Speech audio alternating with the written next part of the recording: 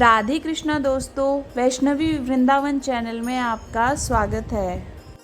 आज हम जानेंगे तुलसी माता की कहानी। दोस्तों, तुलसी पूर्व जन्म में एक लड़की थी जिनका नाम वृंदा था। राक्षस कुल में जन्मी यह बच्ची बचपन से ही भगवान विष्णु की भक्त थी। जब वह बड़ी हुई तो उनका विवाह राक्षस कुल में ही दानवराज जलंधर से कर दिया गया। राक्षस जलंधर समुद्र में उत्पन्न हुआ था।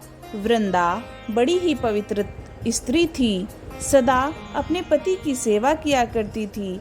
एक बार देवताओं और दानवों में युद्ध हुआ। जब जलंधर युद्ध पर जाने लगे तो वृंदा ने कहा, स्वामी, आप युद्ध पर जा रहे हैं।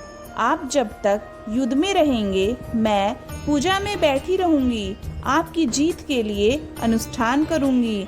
जब तक आप नहीं लौट आते मैं अपना संकल्प नहीं छोड़ूंगी। जलंधर तो युद्ध में चला गया और वृंदा व्रत का संकल्प लेकर पूजा में बैठ गई। उसके व्रत के प्रभाव से देवता भी जलंधर को हरा न सके। सारे देवता जब हारने लगे तो विष्णु जी के पास पहुँचे और सभी ने भगवान से प्रार्थना की। भगवान बोले, वृंदा मेरी परम भक्त है, मैं उससे छल नहीं कर सकता।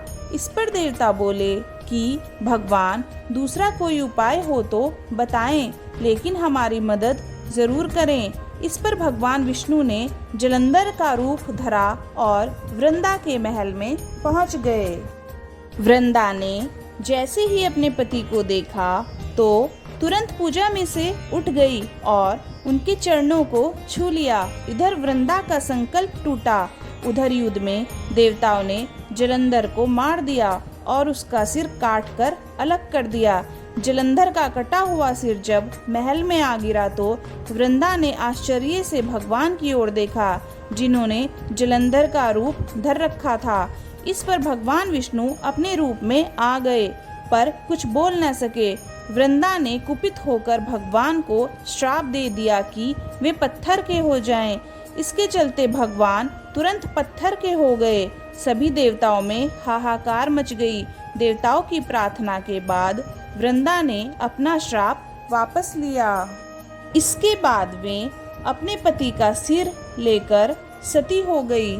उनकी राख से एक पौधा निकला।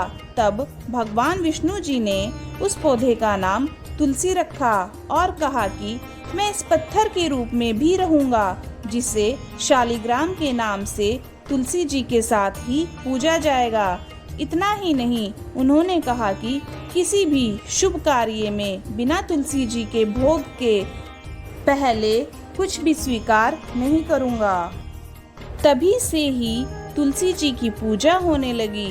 कार्तिक मास में तुलसी जी का विवाह शालिग्राम जी के साथ किया जाता है। साथ ही देवउठनी एकादशी के दिन इसे तुलसी विवाह के रूप में मनाया जाता है। दोस्तों, अगर आपको यह वीडियो अच्छी लगी तो वीडियो को लाइक कीजिए, चैनल को सब्सक्राइब कीजिए और कमेंट बॉक्स में राधा कृष्ण लिखिए। जय श्री राधे कृष्णा।